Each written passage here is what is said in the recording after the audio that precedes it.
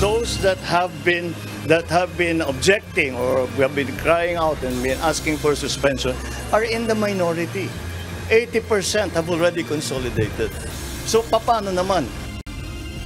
Ipinasang resolusyon ng Senado na nananawagan na suspindihin ang implementasyon ng PUV Modernization Program. Hindi inayunan ni Pangulong Ferdinand Marcos Jr. Implementasyon ng programa tuloy. So far, there are 3 regions that are affected. Region 3, NCR, and 4A. We have the full details of all of the interventions. Lawak ng oil spill sa Bataan umabot na sa 3 rehiyon sa bansa ayon sa Department of Environment and Natural Resources. Simulation para sa siphoning operation sa MTKR Terra Nova isinagawa ng Salvor Company ngayong araw. As a matter of courtesy to a former fellow senator and a member of the Commission on Appointments and to a former member of the House of Representatives, I move that the committee refer and recommend to the plenary the approval and confirmation of the ad interim appointment of Honorable Juan Edgardo Angara as Secretary of the Department of Education. Education Secretary Juan Edgardo Sani Angara madaling nakalusot sa Commission on Appointments.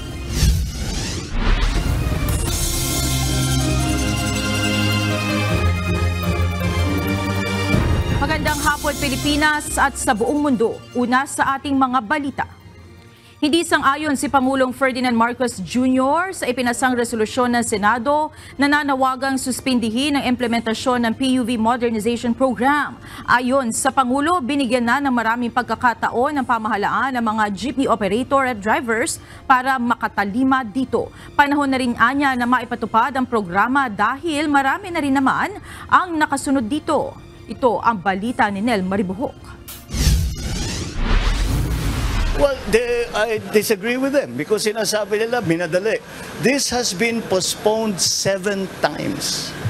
The modernization has been postponed for 7 times. Hindi ipatitigil ni Pangulong Ferdinand Marcos Jr. ang implementasyon ng Public Utility Vehicle Modernization Program. Binigyan diin ng Pangulo na ilang beses nang ipinagpaliban ng pagpapatupad ng programa upang bigyang pagkakataon ang mga jeepney driver at operators na makagawa ng paraan upang makasunod sa kautusan. Dagdag ni PBBM, mas matimbang na sa kanya na pakinggan ang mayorya na nagsasabi na dapat ituloy ang programa. And those that have been objecting or have been crying out and been asking for suspension are in the minority. 80% have already consolidated. So paano naman? Yung 20% ang magde-decide yung buhay ng 100%. So pakinggan natin yung majority. At ang majority sinasabi, ituloy natin. So that's what we will do. Iginagalang ni Senate President Francis Escudero ang magkaiba nilang pananaw ng Pangulo kaugnay ng PUV-MP. Gayunman naniniwala ang senador na hindi pa lubusang handa ang lahat para dito. Ang punto ko ito, gustuhin man ng DOTR sa pananaw ko, hindi nila kayang i-implement. Yung kahilingang i-postpone ay para baliktanawan lamang nila yung proseso. At kung kailan ba talaga ito mapapatupad sa pangkalahatan. Doon sa mga sumunod na, doon sa mga na-implement na, hindi pinapabawi ng Senado yan. Wala sa intensyon ng Senado yan. Wala rin sa intensyon ng Senadong pigilan yung programa. Anya, marami pang dapat gawin bago tuluyang maipatupad ang Jeepney Modernization Program. Ang sinasabi namin doon sa mga hindi pa, maghinay-hinay hanggat hindi pa kompleto yung ayuda, financing at plano nila. At kapag kompleto na, tuloy na doon sa mga balanse pa. Lahat wala namang nagsabing tutol kami sa modernisasyon mismo. Nais lamang namin ito mapatupad ng maayos at tapat ayon sa intensyon ng modernisasyon mismo. Base sa datos ng Department of Transportation, aabot na sa 83.38% ang consolidation rate ng programa. Kinokompleto na rin ang Local Public Transportation Route Plan ng PUV-MP na siyang magdedetermina kung ilang public utility vehicles ang babiyahe sa isang partikular na ruta. Nel Maribuhok, UNTV News and Rescue, Diyos ang aming sandigan, serbisyo publiko ang aming pinahalagahan.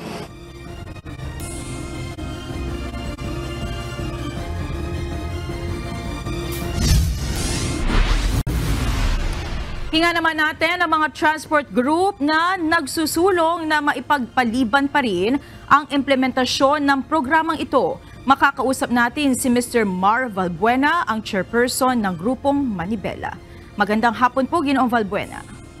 Magandang hapon po, Ma'am Monica. Magandang hapon po sa lahat po ng nanonood at nakikinig po ngayon. Opo.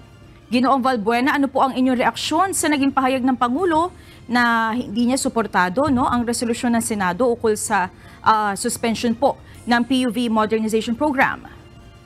Alam niyo po, mariin nating kinokondena yung pahayag ng ating Pangulo kanina.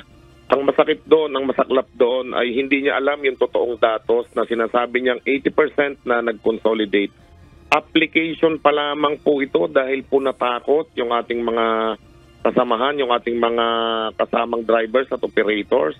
At yung sinasabi niyang minority, hindi na po ba niya pakikinggan ito? Masakit po sa atin na binabaliwala ang mga maliliit na per at operator ng ating Pangulo, Ma'am Monica. Kaya kami bukas may magsasagawa din kami ng press con upang kondinahin itong pagtanggi niya doon sa resolusyon ng ating mga senador. Buong Senado na po ang nagsasalita nang sinasabi hindi naman po pinatitigil yung PUBMP o hindi naman po ibinabasura yung PUBMP, kundi pag-aralan po muna habang pinag-aaralan itong mga kakulangan at kapalpakan sa PUBMP. Marapat lamang po itong suspendihin pansamantala. Hindi naman po sinasabing ibasura. Opo. Ginoong Valbuena, please correct me if I'm wrong, pero tama po bang sabihin na hindi po kayo tumatanggi sa PUV Modernization Program pero doon lamang po sa sistema ng consolidation? Tama po ba? Tama po kayo. Paulit-ulit po nating sinasabi yan, Ma'am Monica. Kami po ay nakapag-modernize na ng aming mga unit. At marami dito sa amin ay mga single operators at hindi kami pumasok sa consolidation na nagtagumpay naman po kami. Bakit hindi po nila kami payagan at gawin na lamang optional yung consolidation? Total, hindi naman po kayang ponduhan pa ng gobyerno natin na ma-phase out o palitan lahat itong mga jeepney na to na gusto nilang gawin na puro China bases na ang ipapalit po sa atin, Ma'am Monica. Wala nga pong pondo para dito sa pag-aaral ng route rationalization. Minamadali nila kami na wag nang makabiyahe. Minamadali nila kaming tanggalan na ng hanap buhay. Minamadali na nila kaming patayin sa gutom ang aming mga pamilya at hindi na makapag-aral itong aming mga anak, Ma'am Monica. Napakasakit na ang ating Pangulo pa mismo na dapat balansehin niya na sige, ipagpatuloy natin yung mga nagsimula na at itong mga nag-o-oppose na minority na sinasabi niya na tinatapak-tapakan lang niya sa pananalita niya na dapat po sana ay mapakinggan din. O ano bang gusto nyo, mga anak ko? Kung gusto nyo ba talagang makapag-modernize, itong option na binibig na sinasabi nyo, total, konti na rin lang naman kayo. Sige, pagbibigyan ko na kayo. Ang nagiging nangyayari po ngayon, Ma'am Monica, ego ito ng mga nasa ahensya na siyang nagtutulak dito sa Pangulo upang gipitin yung mga tsuper at operators. Opo. Nabanggit niyo, sir, na parang kaunti na lang kumpara doon sa mga sumunod at nag-consolidate yung umaapela sa Pangulo. Ballpark figure, sir, mga ilan po miyembro pa sa ngayon mula sa inyo ang hindi consolidated at maaapektuhan kung sakaling ma-push nga po itong plano ng pamahalaan? Alam niyo po, nasa 300,000 ang public utility jeepneys. At ang sinasabi nila, 154,000 dito ang nakapag-consolidate na. Mali-mali po kasing datos ang ibinibigay sa ating Pangulo. At doon sa sulat po ng ating ang ahensya ng DOTR, sinasabi nilang halos nasa 50% pa lamang ang nako-consolidate. Mali po yung 83%. Hindi naman po nila maipakita yung papel, kundi bukang bibig lamang po nila yung 83%. Kasi sinasabi nila sa ating Pangulo, kaya naniniwala naman ang ating Pangulo, binubulag nila ang ating Pangulo dito sa mga datos na ibinibigay nila. Sinasabi ng ating Pangulo kanina, 7 beses nang na-postpone itong modernization program na to. Ibig sabihin lamang po sa 7 beses po na to talaga pong may problema. Bakit po ba tayo nagmamadali? Ano po ba ang hinahabol natin dito? Yung po bang maisaayos o yung lamang mapalitan yung ating mga jeepney na ang ipapalit ay mas karag-karag pa na basura na po sa China sa atin itatambak at ibebenta po sa atin ng napakamahal. Sa punto po ito, bukod doon sa press conference po na nabanggit nyo kanina, ano pa po yung mga susunod ninyong magiging hakbang kasunod ng pahayag ng Pangulo na ito? Mananawagan pa rin tayo sa ating Pangulo na magkakaroon tayo ng protesta o pang ipanawagan sa ating Pangulo na yung suspension ng Senado, yung Senate Resolution 1096 ay maipatupad dito po sa mga hindi nag-consolidate, ay hindi pumasok sa kooperatiba para po makabiyahe pa po kami. Opo. At bago po kayo pakawalan, Mr. Valbuena, baka mayroon po kayong mensaheng gustong iparating sa inyong mga miyembro at pati na rin po sa mga nakikinig sa atin ngayon. Sa atin pong mga kasamahan, sa atin pong mga kamanibela, umaasa ako na tayo po ay magsasama-sama pa rin despite dito sa pahayag ng Pangulo na minamaliit talaga ang mga Pilipino. Kung minority ka, kung maliit ka, tatapak-tapakan na lang tayo ng ganon. Sana magkaisa pa rin po tayo sa ating mga mahal na mananakay. Lumalaban po kami hindi lamang para sa aming hanap buhay, kundi po para sa inyo rin na hindi po kayo mahirapan sa biyahe at hindi po kayo mamahalan ng pamasahe. Maraming salamat po. Maraming salamat po sa inyong oras, Mr. Mar Valbuena, ang chairperson po ng Grupong Manibela. Maraming salamat po. Samantala, patuloy na lumalawak ang naaabot na tumagas ng langis mula sa lumubog na MTKR Terra Nova sa Bataan. 3 rehiyon na sa bansa ang apektado ng nangyaring oil spill ayon sa Department of Environment and Natural Resources o DENR. Samantala, posible namang matapos na sa Setyembre ang ginagawang pag-aaral ng kagawaran kaugnay ng epekto ng reclamation project sa Manila Bay. Ito ang balita ni Rosalie Cos. So far, there are 3 regions that are affected, Region 3, NCR, and 4A. We have the full details of all of the interventions. Patuloy na nakikipag-ugnayan ng Department of Environment and Natural Resources o DENR sa mga lokal na pamahalaang apektado ng oil spill sa Bataan. Ayon kay DENR Secretary Maria Antonia Yulo Loizaga, 3 rehiyon sa bansa ang apektado ng pagtagas ng langis sa lumubog ng MTKR Terra Nova sa Limay. Partikular na ang Central Luzon, Metro Manila at Calabarzon. Ginawa nito ang pahayag sa ginawang pagdinig ng House Committee on Appropriations sa 2025 proposed budget ng DENR. We continue to monitor daily the impacts. We have also reached out to all the governors, including Bataan, Bulacan, Pampanga, Cavite, in order for them to also be aware of the additional assistance that the DENR is able to provide them. Dagdag pa ng kalihim, nakikipagtulungan ito sa Philippine Coast Guard na siyang incident commander ng binuong task force upang tugunan ang epekto ng oil spill. Nakapagposisyon na rin ang DENR ng water and air quality instruments upang mamonitor ang epekto ng oil spill sa mga apektadong lugar. Samantala, inihayag naman ng DENR na posibleng matapos na nito sa susunod na buwan ang ginagawang impact assessment sa Manila Bay Reclamation Projects. Umapela ang House Committee on Appropriations na mabigyan sila ng ulat na ito para sa gagawing deliberasyon ng panukalang pondo ng DENR sa plenaryo. You mentioned earlier that study on the reclamation will be done by September. May we request an advanced copy by September 15? The study is ongoing. We hope to have the final output by September. The 3D visualization so that it can be understood as far as its impact on the flooding, possibly based on scenarios that will be actually selected, one of them being Carina, will be submitted as part of the report. This report will be submitted to the Office of the President for its consideration. Mahigit 20 ang nakalistang reclamation project sa buong bansa. 2 lamang sa 13 ang pinayagang magpatuloy sa Manila Bay. Tinanong din ng DENR chief sa pagdinig kung may posibilidad bang masuspindi ang proyekto kung makakakita ng anumang paglabag. Kung meron talagang merong masamang epekto dun sa ating mga kababayan sa Manila Bay, meron bang mga ECC na ire-revoke ang DENR? I do believe that there can be a bearing on the evaluation of the environmental compliance given certain findings that will be result of the cumulative impact assessment. Kamakailan, inatasan na rin ni Pangulong Ferdinand Marcos Jr. ang Philippine Reclamation Authority na pag-aralan ng epekto ng Manila Bay Reclamation Projects sa kapaligiran kasunod ng matinding pagbaha sa Metro Manila dulot ng habagat na pinaigting ng bagyong Karina. Rosa Licoz, UNTV News and Rescue. Diyos ang aming sandigan, serbisyo publiko ang aming pinahahalagahan.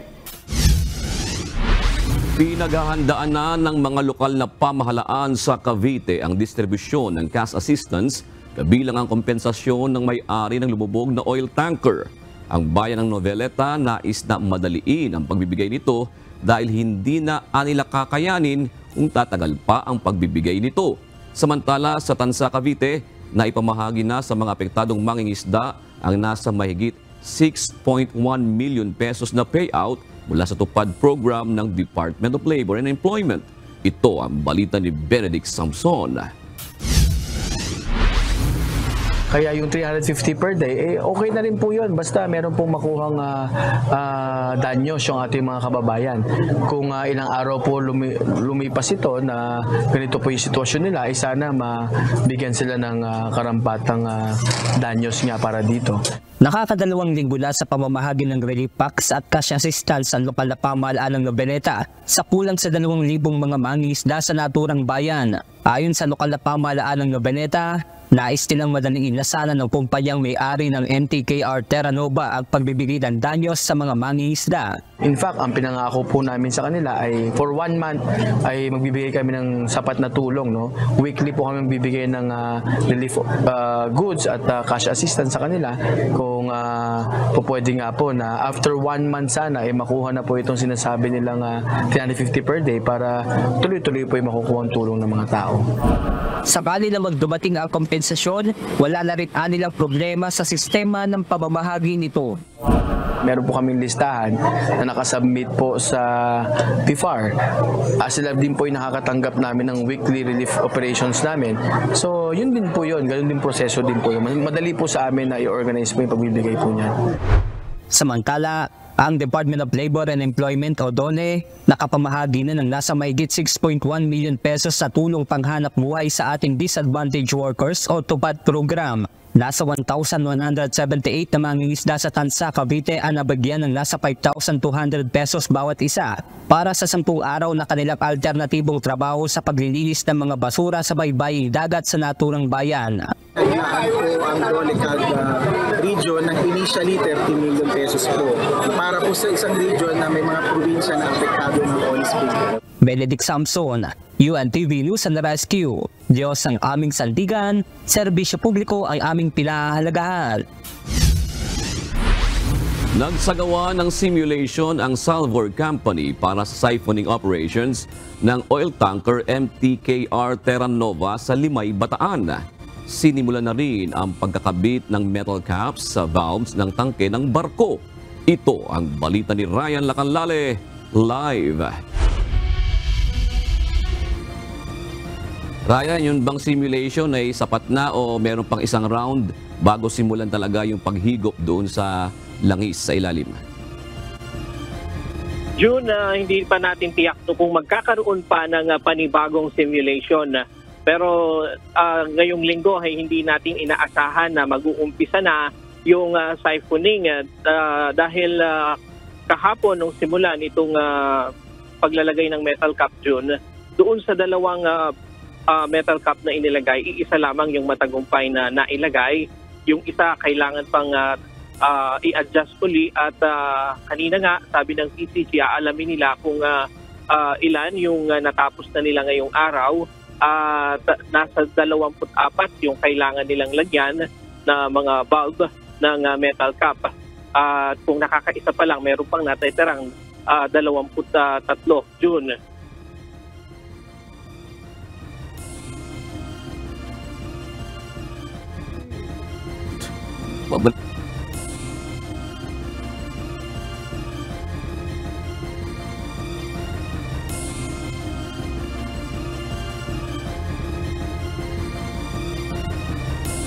Isang simulation activity ang isinagawa ng Salvor Company para sa siphoning ng kargang langis ng lumubog na MTKR Terranova. Gumawa sila ng replika ng tangke na may lamang langis, saka pinasukan ng tubig alat sa pamamagitan ng tubo. Binugahan nila ng pressure para lumabas ang langis na lalagyan lamang ng isang bukod na container. Ayon sa Philippine Coast Guard, layunin nitong maintindihan at malaman kung epektibo ang gagamiting proseso.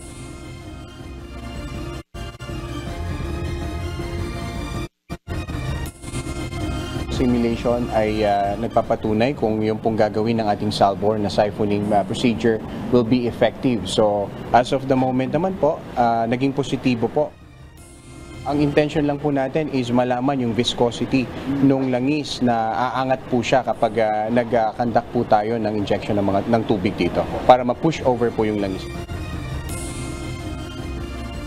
Bagamat matagumpay ang simulation, sinabi ni Bataan Governor Jose Enrique Garcia III na kailangan pang kumpletuhin ang plano sa siphoning kasama ang inputs ng government agencies bago isagawa ang aktwal na operasyon. Actually, hindi mo naman makikita pa, no? Kasi wala pa namang formal presentation kung ano talaga at paano nangyari. Talagang more of sila yung nag-observe and then they narrated to us that it was successful. Isa rin sa inaabangan ng lokal na pamahalaan ng Bataan ang timetable ng siphoning operations hanggang matanggal ang barko sa dagat. Wala pa. Yun din ang inaantay namin na kinakailangan natin ng timetable kasi lahat ng government agencies kailangan din sumuporta, umaksyon para alam natin kung kailan at gaano katagal magsisimula itong operation. Samantala, sinimulan na rin kahapon ang paglalagay ng metal capping sa mga valve ng tangke ng barko.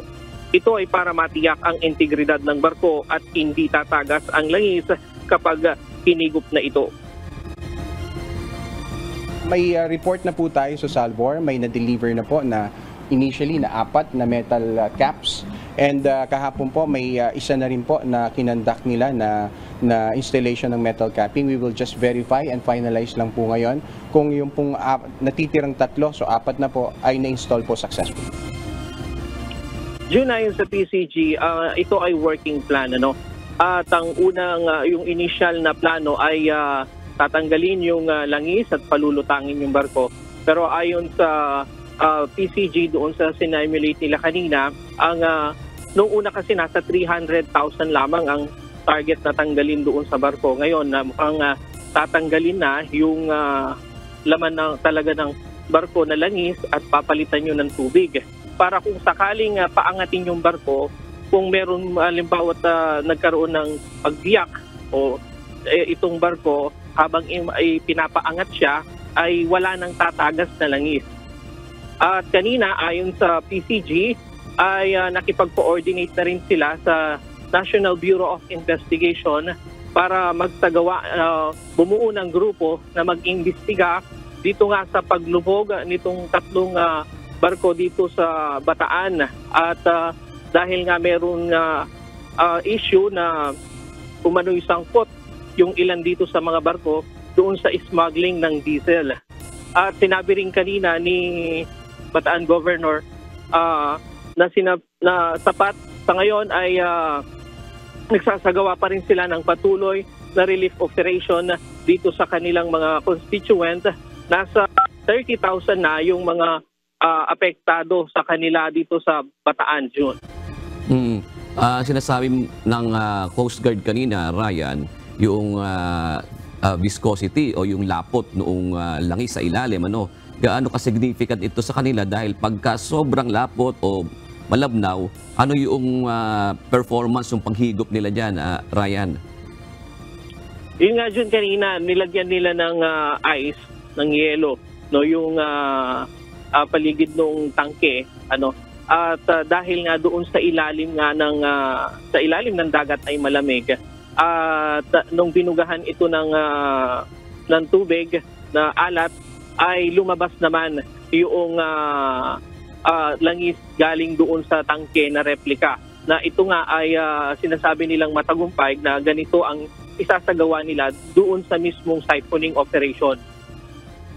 Ibig sabihin, Ryan, sabi mo rin kanina, talagang uubusin yung langis. Hindi yung 300,000 ba yung sinasabi mo kanina na langis doon sa barko na yun, kundi yung 1.4 million na tonelada na iyon ay talagang uubusin. Oo, doon yung kasing laman ng barko dyan nasa 1.4 million liters. At yung unang mga sinabi ng salvaging company, Salvor Company, ay nasa 300,000 ang tatanggalin nila. Kaya lang ang problema nga, ang iniisip nila, kapag pinalutang ito at nagkaroon ng disgrasya, nabiyak yung barko, mas malaking problema ang kakaharapin. Kaya marahandahan nila itong papalitan noong tubig at iaangat yung mga yung langis na laman nito sa pamamagitan nga ng siphoning operation. So, pagka nasimula na yung siphoning operation, mga ilang araw o linggo iyan na magtatagal, Ryan, sa kanilang timetable? June, yan din ang inaantay ng PCG at ng lokal na pamahalaan ng Bataan kung gaano katagal ay sasagawa yung siphoning operation. At hanggang ngayon, wala pang ibinibigay na timeline itong Salvor Company. June. Alright, maraming salamat, Ryan Lacanlali, nagulat ang live mula sa Limay, Bataan. Umabot sa 1,500 toneladang basura ang nakolekta ng Metropolitan Manila Development Authority sa National Capital Region matapos ang habagat at bagyong Karina. Ayon sa MMDA, karamihan dito ay mula sa mga ilog, estero, kanal at bumara sa mga drainage system. Target naman ng MMDA na maipatupad na ngayong taon ang 50-year Drainage Master Plan gamit ang pondo mula sa World Bank. Nakababahala na ang nararanasang mga pagbaha sa bansa, lalo na kamakailan kung saan nalubog ang maraming lugar sa Metro Manila noong kasagsagaan ng habagat at bagyong Karina. Bunsod nito, nangako si Pangulong Ferdinand Marcos Jr. na patuloy na magpapatupad ng mga proyekto at programa upang protektahan ang kapaligiran at mamamayan laban sa banta ng kalamidad. Ito ang balita ni Nel Maribuhok. With climate change and with the effects of an increasing overpopulation, we expect that we will experience more and more of these historic flooding events. Asahan pa ang mga malawakang pagbaha. Mismo si Pangulong Ferdinand Marcos Jr. na ang nagbabala na maaari pang masundan ang nangyaring pagbaha sa maraming lugar, lalo na sa Metro Manila noong kasagsagan ng habagat na pinalakas pa ng bagyong Karina. Ayon sa Pangulo, bahagi na ito ng hamon ng climate change at pagdami ng populasyon. Sinabi ng Pangulo sa inaugurasyon ng Integrated Disaster Risk Reduction and Climate Change Adaptation Measures Stage 1 sa Pampanga, upang mas maging epektibo ang mga flood control project, dapat gawin rin ng mamamayan ng kanilang bahagi upang maiwasan ng ganitong pangyayari. For flood control to work, we must do our part in maintaining our canals and waterways and in recycling and properly disposing of our garbage. Sa oras na makumpleto ang malaking flood mitigation project na ito sa Pampanga, malaki ang magiging pakinabang nito upang mabawasan ang mga pagbaha sa mga mabababang lugar ng probinsya. Tulad na lamang sa bayan ng Macabebe, Masantol, Minalin at sa Santo Tomas dito sa Pampanga. Once it is fully completed, the IDRR CCA will reduce the flood level and flood duration from 68 days to 17 days in the municipalities of Macabebe, Masantol, Minalin, and Santo Tomas. Napapaloob sa proyekto ang mga aktibidad tulad ng excavation, dredging at widening ng river channels. Kasama rin ang konstruksyon ng mga embankment, 3 bagong tulay at 5 footbridge. Ang proyekto ay nagkakahalaga ng 7.57 billion pesos na popondohan ng Official Development Assistance o ODA ng Korea. Inatasan naman ng Pangulo ang DPWH na tapusin na ang Phase 2 ng proyekto. Tiniyak rin ni PBBM na tatapusin ng pamahalaan ang lahat ng flood control projects sa Region 3. Nel Maribuhok, UNTV News and Rescue. Diyos ang aming sandigan, serbisyo publiko ang aming pinahalagahan. Narito ang mga balita sa iba't ibang panig ng mundo, ihahatid ng ating global correspondent na si Ann Gonzalez mula sa Vietnam.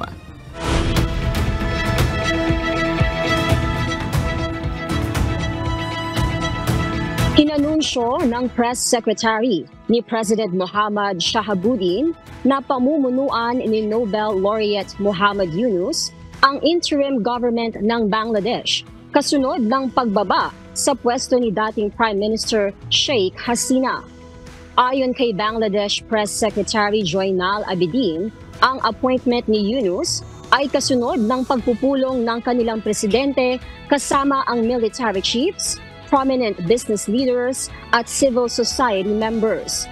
Kasama na ang organizers ng mga nagprotestang estudyante doon na tumututol sa pagpapatupad ng reserve quota sa mga trabaho sa gobyerno na anilay malinaw na diskriminasyon. Si Muhammad Yunus ay isang kilalang economist at mahusay na banker. 2006 nang gawaran siya ng Nobel Peace Prize dahil sa kanyang pagdevelop ng microcredit markets na nakatulong sa libu-libong mga maliliit na negosyante na makaahon sa kahirapan sa pamamagitan ng small loans. Sa ngayon ay inaantabayanan na ang pagbabalik sa Dhaka ni Yunus mula sa Paris, kung saan nagsilbi siya bilang advisor ng Olympic organizers.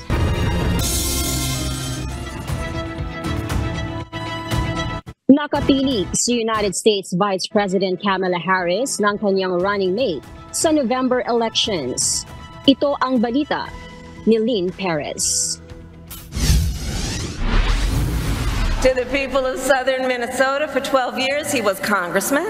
To his former high school students, he was Mr. Wall. And to his former high school football players, he was coach. And in 91 days, the nation will know Coach Waltz by another name, Vice President of the United States. Ipinakilala na ni Democratic Presidential nominee at U.S. Vice President Kamala Harris si Minnesota Governor Tim Walz bilang running mate sa darating na November elections. Isinagawa ito sa harap ng mga supporters na dumalo sa kanilang kauna-unahang joint rally campaign sa swing state ng Pennsylvania. Sinabi ni VP Harris na bagamat maituturing na underdog si Walz, siya ang karapat-dapat sa naturang posisyon. He's the kind of person who makes people feel like they belong and then inspires them to dream big. And that's the kind of vice president he will be.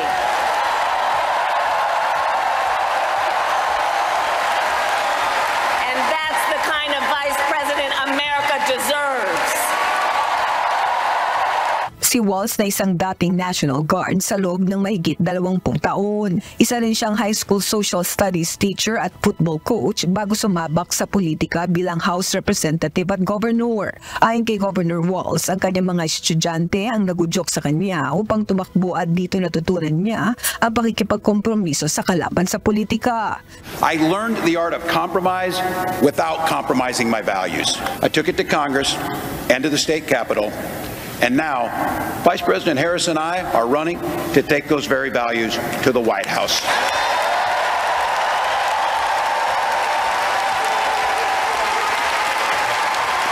Meron na lamang 70 araw bago ang general election sa Nobyembre. Tutungo naman ang Democratic ticket sa iba pang swing states gaya ng Arizona, Minnesota, Michigan at Georgia sa mga susunod na araw. Inaasahan ng Democrats na makakatulong ang napiling running mate ni Harris sa mga crucial voting blocks gaya ng white men, rural residents at seniors. Lynn Perez, UNTV News and Rescue. Diyos ang aming sandigan. Serbisyo publiko ang aming pinahahalagahan.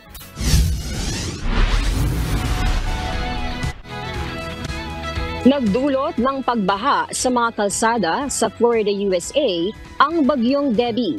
Base sa ulat, 5 ang nasawi sa estado at 1 sa Georgia, bunsod ng tropical storm. Binabaybay naman ng bagyo ang northeast ng Georgia at nakataas ang banta ng pagbaha at storm urges sa southeastern US sa mga susunod na araw. At yan ang mga balita mula sa iba't ibang panig ng mundo. Mula dito sa Ho Chi Minh City, Vietnam, ako si Ann Gonzalez. Magandang gabi. Ipinagkaloob na ngayong araw ni Pangulong Ferdinand Marcos Jr. ang iba't ibang unit ng heavy equipment sa National Irrigation Administration o NIA. Ang mga ito ay inaasahang makatutulong upang mas mapataas ang kalidad ng produksyon ng mga magsasaka. Ito ang balita ni Nestor Torres. Itong programang ito, this is a realization of our commitment to the efficient and effective functioning of our irrigation systems. Pinangunahan ni Pangulong Ferdinand Marcos Jr. ang pagkakaloob ng mga bagong makinarya sa National Irrigation Administration o NIA kaninang umaga. Ayon sa Pangulo, ang mga makinaryang ito ay inaasang makatutulong sa pagpapabuti ng mga irigasyon o patubig sa mga sakahan upang mas mapaganda ang kanilang mga pananim at kita ng mga kababayan nating magsasaka. Aming inaasahan na tutulong at gagamitin lahat itong mga gamit na ito at gagamitin para ang ating irigasyon, ang ating patubig sa buong Pilipinas, ang ating mga Irrigators Association at ang ating Farmers Beneficiaries. Kabu ang 148 makinarya ang ipinagkaloob ng pamahalaan na kabilang sa second tranche ng national budget na nakalaan sa proyekto na nagkakahalaga ng 782 million pesos. Ilan sa mga ipinamahaging kagamitan ang backhoe, dump truck, trailers, hydraulic excavator at ang amphibious hydraulic excavator na magagamit sa paghuhukay ng lupa. Hindi na po natin kailangan maghintay pa o mag-move pa ng mga equipment kasi may ready na po tayo. Kailangan po ng mga magsasaka, pag po may baha, yung mga bara sa kanal. Ang mga ito ay pamamahagi sa mga regional offices ng NIA. Sa Region 3, kabilang ang Maris Magat River Irrigation System, Upper Pampanga Irrigation System. Bilang kapalit, sana po ay patuloy po kayong magpupursigi upang paunlarin ang inyong mga sakahan at nang sa gayon ay magbunga ng masaganang ani as ang inyong mga pagsisikap. Tunay nga po na basta sama-sama mapapatagumpay natin ang kahit anumang pagsubok. Labis-labis po ang pasasalamat ng ating mga magsasaka ay magamit ng mga NIA field offices nationwide sa desilting operations ng ating mga irrigation facilities bilang paghahanda sa posibleng epekto ng La Nina. Nestor Torres, UNTV News and Rescue. Diyos ang aming sandigan, serbisyo publiko ang aming pinahahalagahan.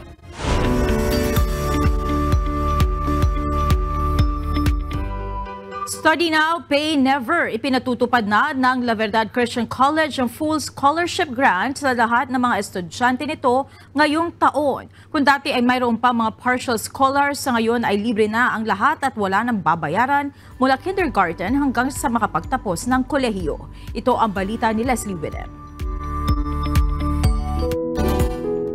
Looking back, way back 2008, ang gusto ko talaga kasi ay maging isang professional chef. So, culinary talaga yung kinukuha ko.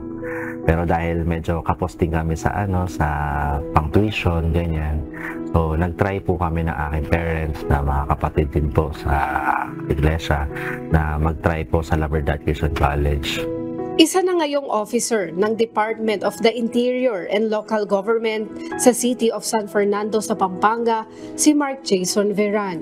Kabilang siya sa unang batch na nagtapos sa La Verdad Christian College sa kursong Bachelor of Arts in Broadcasting sa Apalit, Pampanga taong 2012. Dahil hindi pa naman kilala ang LVCC noon, inakala ni Jason na hindi niya kayang makipagsabayan sa mga graduate ng mga kilala at nangungunang mga universidad at kolehiyo sa bansa. Nung nagkaroon po ng Civil Service Examination, ay nakakuha po tayo ng national ranking na hindi po natin inaakala dahil graduate nga lang po kami sa La Verdad Christian College. Pero noong nagpo-progress na po sa career, nagpo-progress na po sa lahat ng mga national examinations, nakikita po namin na ay lamang pala kami sa mga universities at sa mga ibang mga colleges. Kaya naman upang makatulong sa mas marami pang kabataang Pilipino at mahihirap na estudyante na walang kakayanang makapagbayad ng matrikula, ay mas pinalawig pa ng La Verdad Christian College o LVCC ang scholarship grant nito. Simula ngayong 2024, ang lahat ng mga estudyante mula elementary hanggang college ay magiging full scholar na.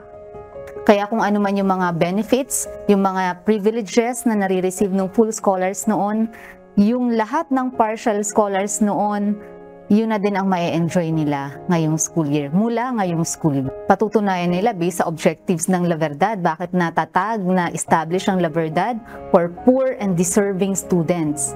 So patutunayan nila na talagang walang kakayanang makapagpaaral yung mga magulang nila sa kanila. Kabilang sa mga benepisyo na matatanggap ng scholar ng La Verdad ay libreng tuition, libreng miscellaneous fee, libreng digital systems access fee, libreng libro at access sa digital library, libreng school at PE uniforms, libreng pagkain, at libreng graduation fee sa mga graduating students. Ang kailangan lamang ng mga mag-aaral ay mapanatili ang partikular na grado upang makapagpatuloy bilang full scholar ng LVCC. Kasi meron kaming nilabas na undertaking, ang Memorandum of Undertaking na nag-a-agree ang parents na i-maintain ng mga anak nila yung grade na yon na nire-require ng La Verdad. So pagka hindi na-maintain, hindi sila mananatili sa La Verdad. Pero pagka na-maintain naman nila, okay, tuloy sila sa La Verdad. May interventions din na ginagawa ang mga guro ng LVCC para matulungan ang mga mag-aaral na maipasa ang kanilang mga subject. Kung noon talagang tinuturuan naman ng maayos ng mga teachers ang mga bata, pero lalo pa ngayon na naging full scholars ang mga bata, ang mga estudyante, dahil hindi naman ibig sabihin kung libre, hindi na quality education ang ibibigay sa kanila. Lalo pang pinagbutihan ng mga teachers ngayon, nag-undergo sila sa mga trainings, sa mga seminars para mag-upskill. So, continuous learning. Pero hindi lang ang pisikal at material na pangangailangan ng mga scholar ang pinagtutuunan ng pansin ng LVCC. Pangunahing pinagsisikapan ng institusyon na mahubog ang mga estudyante nito na maging mabuting mamamayang Pilipino. Pagiging morally upright po yung pinakamahalaga na talagang daladala ko po hanggang ngayon sa trabaho. Yung po kasing aptitude o yung kagalingan, kaalaman, lahat po yan natututunan. Maaari pong umattend ng seminar, ng trainings, ng mga orientations. Kaya po matutunan kahit po sabihin na po natin na kinapos po tayo sa kaalaman sa pagkakataong yon. So dahil po sa La Verdad Christian College, na-embody po sa amin or naitatak po sa amin kung ano po yung nararapat at hindi lang po dapat nararapat ayon sa batas, kundi lagi po ay kung ano yung tama at mabuti. Kaya noon pa man, ay mahigpit ang paalala sa kanila ng founding chairman ng eskwelahan na si Brother Eli Soriano. Ang inaasahan sa inyo ng magulang at ng ating pamayanan ay nakapagporma tayo ng mga taong law-abiding. Unang-una sa La Verdad Christian School, pangunahin na sa amin ng makapag-train tayo ng mga kabataan na unang-una kikilala sa Diyos, magmamahal sa Diyos, magmamahal sa magulang, magmamahal sa kapwa-tao, at magiging mga kapaki-pakinabang na mamamayan ng ating bansa. Isang pangarap at kahilingan na nabigyan na ng katuparan at sa ngayon ay patuloy na itinataguyod ng LVCC. Sa mga ganitong pagkakataon, I cannot help but reminisce the time that we are still conceptualizing this La Verdad Christian College or our scholarship program together with Brother Eli Soriano. It was his dream. It was one of his prayers. Isang mahigpit na panalangin isang mahigpit na pakiusap at pagsisikap na mai-put up po ang ganitong klase ng scholarship program. His vision is to guide our children sa isang paraan na alam niyang makapagbibigay sa atin ng malawak na pananaw and better understanding of what schooling is. Ano ang ibig sabihin ng pag-aaral? Ano ang ibig sabihin bakit tayo dapat na matuto? We have to remember na ang pagkatakot sa Panginoon ay ang pasimula ng karunungan. Kung gusto nating magkaroon ng karunungan, ang una sa lahat ang pagkatakot sa Panginoon. Study now, pay never. Sa mga katagang ito nasasalamin ang pag-asa ng mahihirap na pamilya na makapagtapos ang kanilang mga anak nang walang inaalalang gastusin sa eskwela. Kalakip ang pagtitiwala na balang araw ay may makapag-aahon sa kanila sa hirap ng buhay sa tulong at awa ng may kapal. Leslie Widem, UNTV News and Rescue. Diyos ang aming sandigan, serbisyo publiko ang aming pinahalagahan. Dinobre na ng National Capital Region Police Office o NCRPO ang bilang ng mga pulis na nagbabantay sa mga estasyon ng tren sa Metro Manila. Kasunod ito ng ulat na tumataas umano ang bilang ng kaso ng nakawan at sexual harassment sa isa sa mga linya ng mass transport system. Ito ang balita ni JP Nunez. Nandyan yung mga pulis natin to maintain peace and implement the law. Nais ng National Capital Region Police o NCRPO na mapigilan ang mga krimen sa mga mass transit system sa Metro Manila, partikular ang LRT1, LRT2 at MRT3. Batay sa kanilang datos, nasa 26 na ang mga reported crimes sa mga istasyon ng tren ngayong taon. Nasa kalahati na ito ng bilang na naitala noong nakaraang taon. Pangunahin sa mga kasong naitatala ang theft, robbery, and acts of lasciviousness. Meron ding mga kaso ng illegal drugs at illegal gambling. Upang maiwasan ang ganitong mga insidente, nagdagdag na ang NCRPO ng mga pulis na magbabantay sa mga istasyon ng tren. Mula sa dating nasa 400 police personnel na duty sa nasa higit 40 mga istasyon ng tren sa NCR, ngayong taon ay nasa 800 na ang kanilang bilang. Kino-consider natin is the occurrence of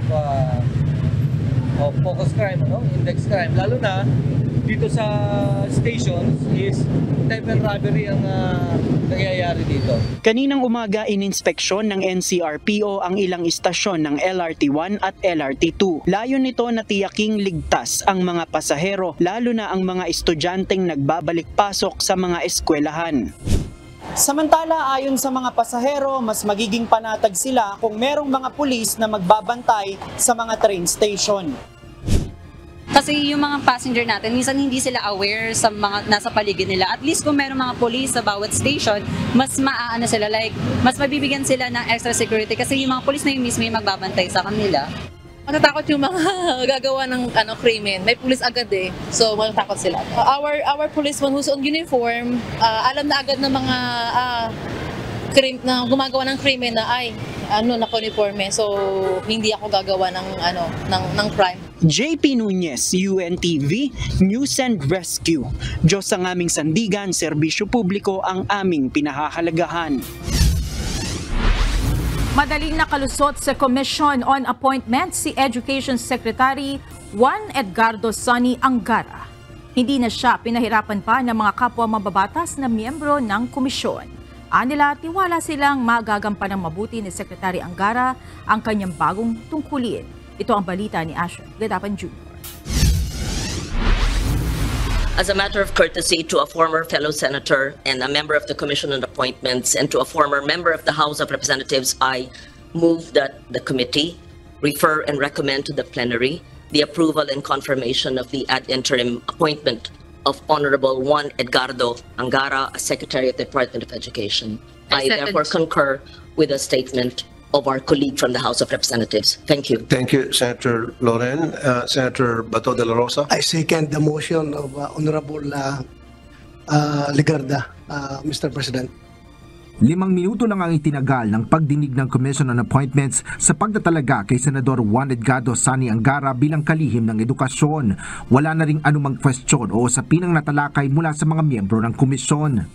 The 12-member House contingent, of course, would just like to reiterate, has no further question regarding the fitness, competence, qualification of the Honorable Secretary. Sa plenaryo, pinatotohanan ng mga mambabatas ang hindi matatawarang kakayahan ni Secretary Angara. Malaki rin ang kanilang inaasahang kontribusyon nito sa kagawaran ng edukasyon. Ayon kay Senator Raffy Tulfo, malaki ang magiging bahagi ng kalihim sa pagpapatupad ng mga batas kaugnay sa edukasyon kung saan ilan dito ay si Angara mismo ang nag-akda. I trust that since he knows how we crafted the policies and laws here in the legislative, he will be the best person to implement. Binigyan din naman ni Senador Loren Legarda ang kagalingan ng dating mambabatas sa mga mahuhusay na desisyon nito noong panahon ng pandemya. We need a leader with such academic excellence like Sani to be at the helm of the Department of Education. With Secretary Sani Angara's leadership, we can anticipate much-needed reforms in our education sector. Napukaw naman si Senador Grace Poe sa layunin ni Angara upang mapataas ang interes ng mga estudyante sa mga paaralan. What struck me more was when he first sat as Department Secretary, the first thing he asked his teammates was, how can we make our students eager learners? This is really spoken by a true educator. Naniniwala naman si Representative Ramon Gico Jr. na makatutulong ang serbisyo ng kalihim upang makamit ng mga mag-aaral ang seguridad sa kanilang kinabukasan. Senator Angara's wealth of experience and passion for educational reform make him well suited to lead the department's effort to drive transformative change under his leadership. Matapos ang talumpati ng iba pang mga miyembro ng komisyon, kinumpirma na rin sa plenaryo ang pagtatalaga kay Angara bilang Education Secretary. The Commission hereby confirms the ad interim appointment of the Honorable Juan Edgardo Manalang Angara as Secretary of the Department of Education. Congratulations, Secretary Angara. Hindi na inihag pa ni Secretary Angara ang kanyang inihandang talumpati para sa Commission on Appointments. Ngunit sinabi nito sa mga mamamahayag na ang nilalaman nito ay mensahe ng pasasalamat. Asher Cadapan Jr., UNTV News and Rescue, Diyos ang aming sandigan, serbisyo publiko ang aming pinahalagahan. Muling naghain ng reklamong plunder at graft kanina si dating Senador Antonio Trillanes IV sa Department of Justice laban kina dating Pangulong Rodrigo Duterte, Senator Bongo at ilang pang opisyal ng nakaraang administrasyon. Kaugnay ito sa pakikialam umano ng dating Pangulo at ni Senator Go sa pagbili ng Philippine Navy ng 2 frigates o 16 billion pesos Philippine Navy Acquisition Project. Ayon kay Trillanes, sa halip na sundin ang ibinigay na requirement ng Philippine Navy na iba na umano ang mga nabiling barko. Meron tayong complete yung documentary evidence natin, testimonial evidence. At ito nga, mismong si Duterte ang nagsabi na nang himasok siya dun sa kontrata na yan, sa SONA niya sinabi ito. Na inutusan niya si Bongo na manghimasok at yun na nga, ando doon na yun, may paper trail dito at maraming testimonial evidence dito. Ayon naman kay Senator Go, wala namang bago sa mga aligasyon ni Trillanes. Black propaganda lamang anya ito at gusto lang ni Trillanes na magpasikat at kumita lalo na panahon na naman ng eleksyon. Noong nakaraang buwan ay naghain na rin ng reklamong plunder si Trillanes laban sa dating Pangulo at kay Senator Go sa DOJ dahil naman sa umano'y pagbibigay ng maraming kontrata ng pamahalaan pabor sa pamilya ng mambabatas. Iimbitahan sa isasagawang Quad Committee Inquiry ng House of Representatives sina dating Pangulong Rodrigo Duterte at Senator Ronald Bato de la Rosa. makasaysayan ang pagkakabuo ng Quad Committee na kinabibilangan ng House Committee on Dangerous Drugs, Public Order and Safety, Human Rights at Public Accounts. Layo nitong pagsamasamahin ang ginagawang investigasyon ng Kamara sa iba't ibang malalaking issue sa bansa, kabilang na ang operasyon ng iligal na droga, mga karahasang iniugnay sa Philippine Offshore Gaming Operations o POGOS at extrajudicial killings na iniugnay sa anti-drug war ng Duterte administration. Ayon kay Congressman Barbers, target nilang umpisahan ang pagdinig ng Quad Committee sa August 15. Itinanggi naman ng mga chairperson ng mga kasamang komite na politika ang nasa likod ng Quad Committee inquiry. We will invite the former president to enlighten us dun sa issue on the war on drugs, no? And maybe he can shed some information that will be of help, no, in the writing of the committee report, especially dun sa remedial legislation na plano naming maging produkto nito, no. And his expertise, his wisdom will be appreciated by the Quadcom. Kaya kumalat yung POGO dahil dun sa EO13 eh. But of course, this is not a conclusive by the members of this Quadcom. Ang sa akin lang po is, of course, may managot dyan. Now, kaya nga, gusto kong ibalik, it's the former president that issues that EO, kung POGO ang pag-uusapan, he has to answer that. Suportado ni dating Senador Bam Aquino, chairman ng Katipunan ng Nagkakaisang Pilipino o KNP Political Party, ang ilang polisiya o programa ng Marcos administration tulad ng paghawak sa issue sa West Philippine Sea. Ngunit sa ngayon, hindi pa naman umano na pag-uusapan ang posibleng alyansa ng mga Marcos at Aquino. Ayon naman sa isang survey, tumaas ang bilang ng mga Pinoy na nagsasabing sila ay pro-Marcos habang nababawasan ang mga pro-Duterte. Ito ang balita ni Dante Amento. Kung paglaban sa POGO, isa tayo sa mga nanawagan early on na dapat tanggalin na yung POGO, and isa ako sa mga natuwa nung sona ng presidente. Maganda ang pagtugon o pulisiya ng administrasyon ni Pangulong Ferdinand Marcos Jr. sa isyu ng West Philippine Sea. Gayon din naman ang pagbabawal sa Philippine Offshore Gaming Operations o POGO sa bansa. Ayon kay dating Senador Bam Aquino, chairman ng Katipunan ng Nagkakaisang Pilipino o KNP, isang partido politikal na nabuo noong 2020, suportado nila ang mga hakbang ng kasalukuyang administrasyon hinggil sa mga usaping ito. Gayunman ang tanungin sa Aquino kung posible bang magkakaroon ng Marcos-Aquino Alliance sa darating na halalan, tugon ng dating senador, masyado pang maaga at wala pa namang napag-usapan hinggil dito. Aniya ang pagsuporta naman nila sa administrasyon o kahit pa sa oposisyon ay batay sa umiiral na isyu na sa tingin nila ay maganda ay gagawin nila. Well, wala kaming pag-uusap ngayon. And honestly ako, I prefer right now itong posisyon natin na independent kasi mas malaya ka magsalita eh. 'Di ba? Kung nasa oposisyon ka, syempre kailangan antay ka sa mga bagay-bagay. Kung nasa administrasyon ka, syempre medyo mahihiya ka ring magsabi ng hindi maganda. Kahit naman anya ang Duterte administration ay may maganda rin namang nagawa. Kabilang sa binanggit nito ang pagpirma ng dating Pangulo sa Free Tertiary Education Bill at ang mga plano ng Department of Education para mapaunlad pa ang kalidad ng edukasyon sa bansa. So there are areas and there are places na kung saan pwede talaga tayo magtulungan at pwede tayong magsama-sama para sa taong bayan. Samantala sa pinakahuling inilabas na tugon ng masa survey ng Okta Research Group, sa ikalawang bahagi nitong taon, tumaas sa 36% ang mga adult Filipino na nagsasabing sila ay pro-Marcos mula sa 31% noong first quarter ng 2024 o halos 4 sa 10 Pilipino na sila ay sumusuporta sa Marcos administration. Samantala, bumaba naman ang pro-Duterte na mula sa 20% noong unang bahagi ng 2024 ay nasa 16% na lamang. Habang ang nagsabing suportado nila ang oposisyon ay naging 5% mula 4%. Ang mga independent naman o nagsabing hindi sila pro-Marcos o pro-Duterte ay tumaas din ng 31% mula 29%. Dante Amento, UNTV, News and Rescue. Diyos ang aming sandigan, serbisyo publiko ang aming pinahahalagahan. Inihain sa Kamara ang panibagong panukala na naglalayong pahabain ng termino ng mga kongresista.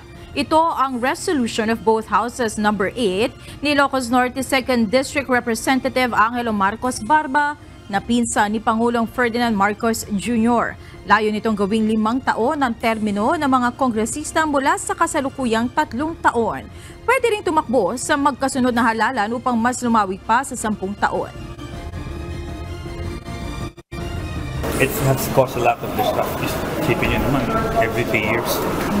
Lahat ang ginawa kundi nuwasos na government makakakapit. Para sa inyo ba? Ano ba yung mga programa, proyekto na maisasakatuparan sa Marami. Pinahabalan natin.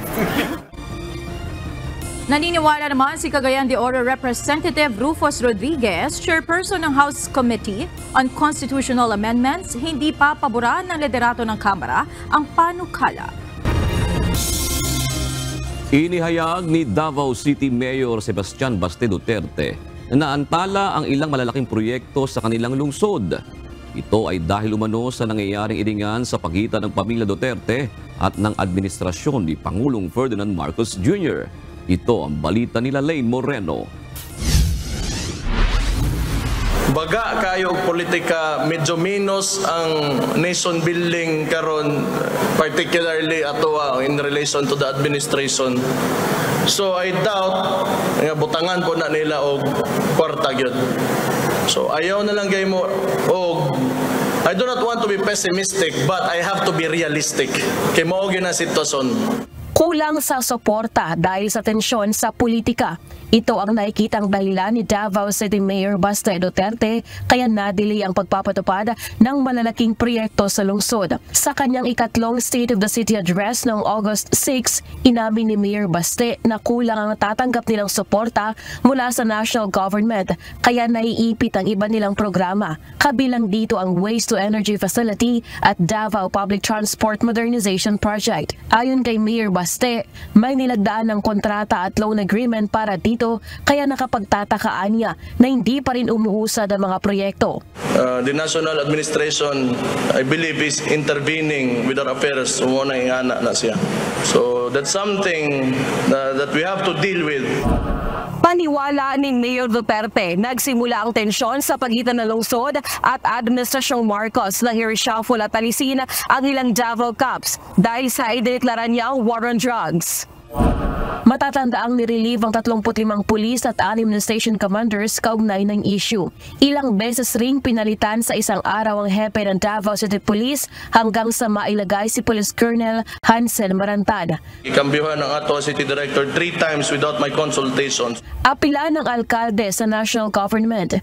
Pondohan ng malalaki nilang proyekto dahil para ito sa kapakanan ng mga Davaoenyo. Sa ngayon, wala pang ibinibigay na reaksyon ng Malacanang hinggil sa aligasyon ng Mayor Baste. Matatanda ang ilang beses nang nagpalitan ng patotsyada ang kampo ng mga Duterte at si Pangulong Ferdinand Marcos Jr. Nariyan ang akusasyon na paggamit umano ng Pangulo ng iligal na droga hanggang sa magiba ang Unity Alliance ni na PBBM at Vice President Sara Duterte nang mag-resign ng huli sa gabinete. Lenny Moreno, UNTV News and Rescue. Diyos ang aming sandigan, serbisyo publiko ang aming pinahahalagahan. Ihayag ni Philippine National Police Chief Police General Romel Francisco Marbil na nasa 373 ang kabuang bilang ng binawi nilang tauhan ng Police Security and Protection Group o PSPG mula sa iba't ibang personalidad noong buwan ng Hulyo. Ayon kay PNP Chief Marbil, kabilang dito ang 75 pulis na dating security detail ni Vice President Sara Duterte. Ginawa ni PNP Chief ang pahayag bilang tugon sa mga ulat na tila na single out si VP Duterte at bunga ng political pressure ang ipinatupad na recall process. Paliwanag ng opisyal, hindi lang si VP Sara ang binawasan nila ng police escorts dahil may nirecall din silang security personnel mula naman sa ilang retired police generals, government officials, mga negosyante at ilang pribadong individual. Nire-assign umano ang mga ito sa National Capital Region Police Office at iba pang police units kasama ang halos 300 pang sobrang tauhan na mula naman sa national headquarters. Pag-uulit ni PNP Chief, Bahagi ito ng rationalization ng police deployment upang higit na mabantayan ang seguridad ng publiko at makamit ang target na police to population ratio. Hindi papayagan sa loob ng Senado ang posibleng pagpapatupad ng arrest order ng International Criminal Court o ICC laban kay Senador Ronald Bato de la Rosa. Paliwanag ni Senate President Francis Chis Escudero, nagawa na ito sa ilalim ng mga nagdaang Senate President sa kaso ni dating Senador Antonio Trillanes IV, Juan Ponce Enrile at Laila de Lima. Sa kabila nito, sinabi ni Senador Chis Escudero na pag-aaralan pa rin ito ng kanilang legal department. When in session, we will not allow any arrest while inside the Senate. We will not allow it to because it will remove or perhaps diminish, that was the reason they gave before. It will diminish the integrity and the prestige of the institution if that is allowed.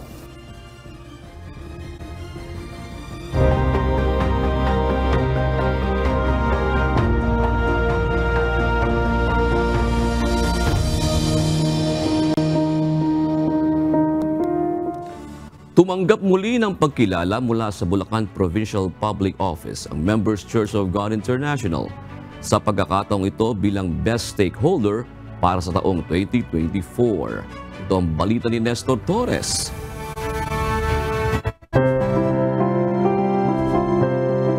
Kung lagi namang naririnig at sinasabi ni Kuya Daniel, yung tayo'y makagawa ng pagkakataon na maisakatuparan yung ating obligasyon, ang makagawa ng mabuti sa mga taong nangangailangan at sa ating kapwa-tao. Isang malaking bagay na po natin na pinagpapasalamat yun sa Panginoon. Binigyang pagkilala ng Bulacan Provincial Police Office ang Members Church of God International dahil sa malaking kontribusyon nito sa mga advokasya ng ahensya sa lalawigan ng Bulacan. Noong Lunes, August 5, ay ipinagkaloob ng Bulacan PPO ang Best Stakeholder Award for 2024 sa MCGI Flag Ceremony na ginanap sa Campaleo Santos sa Malolos, Bulacan. Congratulations po sa MCGI at kayo po ay na-awardan bilang Best Stakeholder ng Bulacan Police Provincial Office dahil po sa tingin po ng Bulacan Police Provincial Office ay sobrang nakatulong po ang MCGI sa ating mga kapulisan at sa mga kamag-anak po ng kapulisan na hindi lamang po ang komunidad ang tutulungan kundi it's so amazing na tutulungan niyo po ang ating mga kapulisan. Maraming salamat po sa inyo at saludo po sa lahat ng MCGI. Saludo din po kay Kuya Daniel Rason. Great job po. February 5, 2024, nang lagdaan ang isang Memorandum of Understanding sa pagitan ng MCGI at Bulacan PPO kasama ang UNTV sa pagitan ni Kuya Daniel Rason at dating Bulacan Provincial Director Police Colonel Relly Arnedo. Sa loob ng 6 na buwan, bukod sa mga medical mission, ay nakapagtayo ang MCGI ng multipurpose hall sa sitio pinag-anakan sa DRT.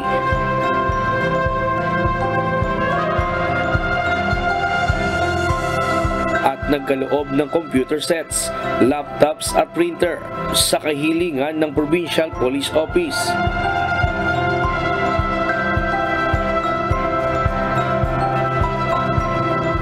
Nagsagawa ng basic first aid training sa mga pulis katuwang ang UNTV News and Rescue. Plano naman ng Bulacan PPO na ilapit sa MCGI ang paglalagay ng solar lamps sa mga piling barangay na nangangailangan ng liwanag na akbang pa rin upang masugpo ang krimen sa lalawigan.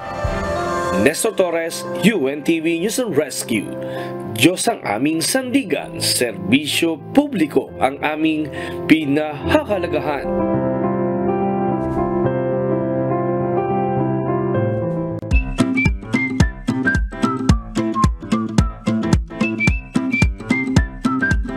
Ito na po ang ating mga kausing ngayong araw po ng Miyerkules.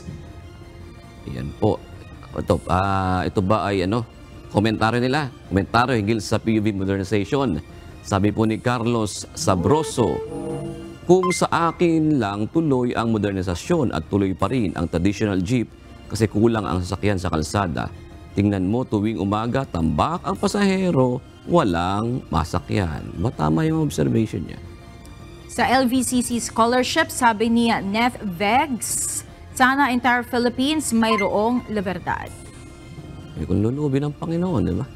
Yan. Shoutout po sa ating mga kausi na sina Yena Marie Martesio, si Gemma Banag at Apolinario Alag. Gayon din kay Rodrigo Lape, Lency Salapan at Andrew Martinez.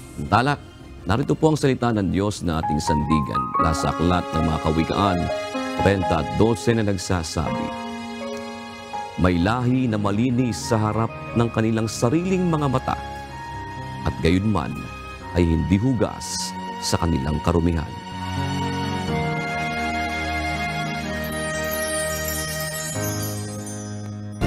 At yan ang kabuuan ng ating balitaan ngayong gabi. Aming inilahad ng buong katapatan kung paano namin nasaksihan.